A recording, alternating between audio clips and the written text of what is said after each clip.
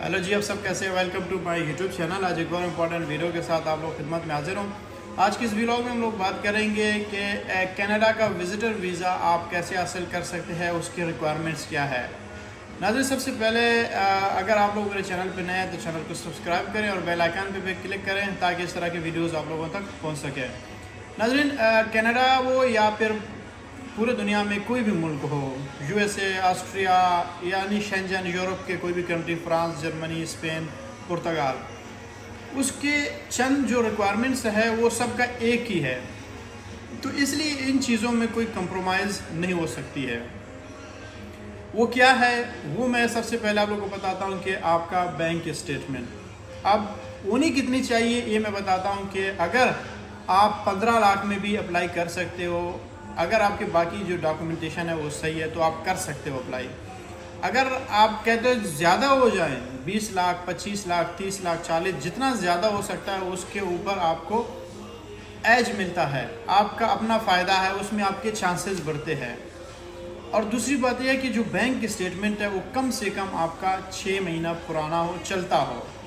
अगर कभी 10-15 दिन ना भी चलता हो, ना ट्रांजैक्शन ना हो ये हो, तो फिर भी कोई मसला नहीं है, आप अभी कर सकते हो। जब अप्लाई प्रोसेस कर रहे हो तो 1 महीना 2 महीना आपको लग रहा होता है, उसी दौरान आप उसके लिए ट्रांजैक्शन कर सकते हो।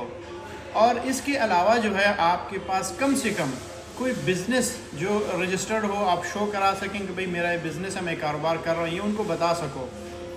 इसका रीज़न ही है कि वो कहेंगे कि भाई ये बंदा अपने मुल्क में काम कर रहा है, ये अगर बाहर जाएगा तो ये वापस अपने काम के लिए आएगा ही आएगा। और बैंक स्टेटमेंट ये है कि आप उनको दिखाओगे तो कहेंगे यार इसके पास बैंक स्टेटमेंट है, ये अगर जाना चाहिए जा भी सकता है, ये वापस आ भी सकता है इसने। और तीसरी बात यह है कि आपने एयर टिकट्स कंफर्म करवा के उनको दी है, होटल बुकिंग कंफर्म करवा के दी है। वो जब आप कंफर्म करवा के दें वो कहेगा यार इसने होटल बुकिंग भी किया है, एयर टिकट्स भी की हुई है, अब ये बंदा जो है सिर्फ और सिर्फ घूमने फिरने के लिए जाएगा 10 दिन के लिए, 1 हफ्ते के लिए, उसके पास 15 से 20 लाख 25 लाख है, तो यानी ये अपना खर्चा खुद उठा सकता है, वहाँ पे जाएगा, हमारे लिए बोझ नहीं बनेगा। और उम्मीद यही है कि वापस आएगा भी।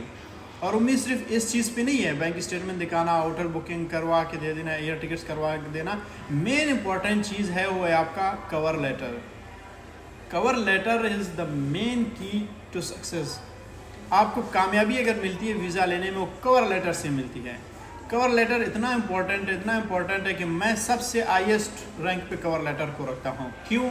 क्योंकि मैं जब खुद अप्लाई कर रहा था पाकिस्तान में बैठ के, मेरा इतना ज़्यादा बैंक स्टेटमेंट भी नहीं था, कुछ भी नहीं था, लेकिन मैंने कवर लेटर में वो अल्फाज उनको लिख के दिए है, इतना उनको कन्विंस किया है, तो उसकी वजह से मेरा जो केस है वो जो 40% जिसके चांसेस थे या 30-20% चांसेस थे, उसने 100% पे ले जाके पहुंचाया उसको।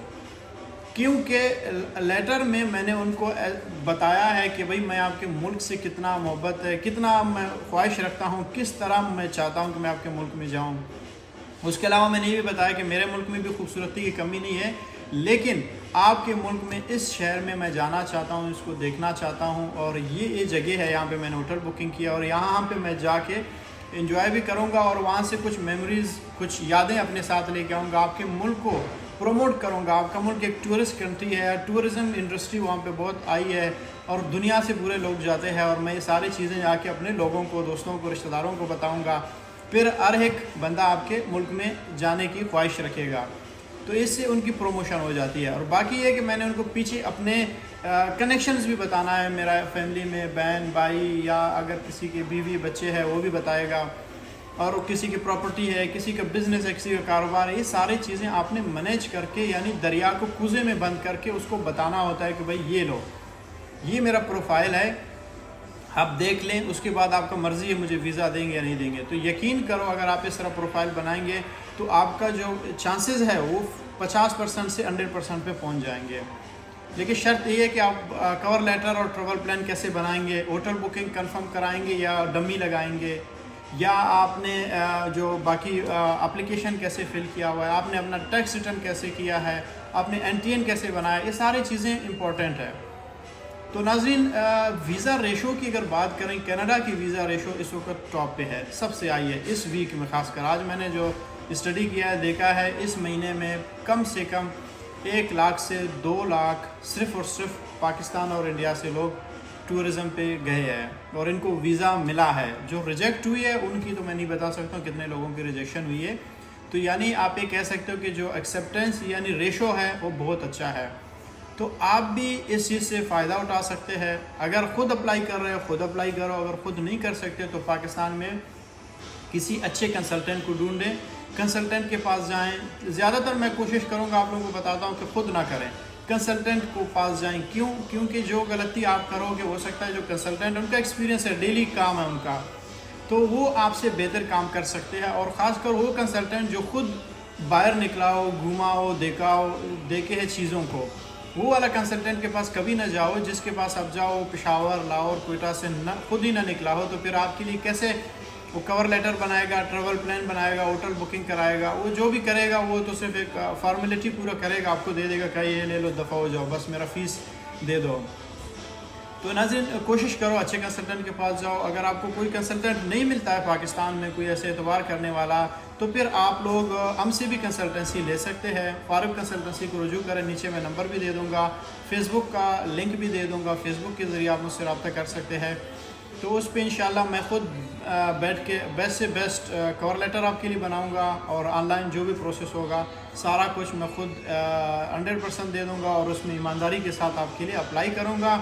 तो कोशिश यही करेंगे कि उसके चांसेस 50% हो, जितने भी उसको 100% पे पहुंचा दें। तो अगर आप लोगों को वीडियो पसंद आ गई तो चैनल को सब्सक्राइब करें और वीडियो को आगे भी शेयर करें। तो मिलते हैं इंशाल्लाह अगले वीडियो में, तब तक आप लोग अपना ख्याल रखिए। Thank you so much.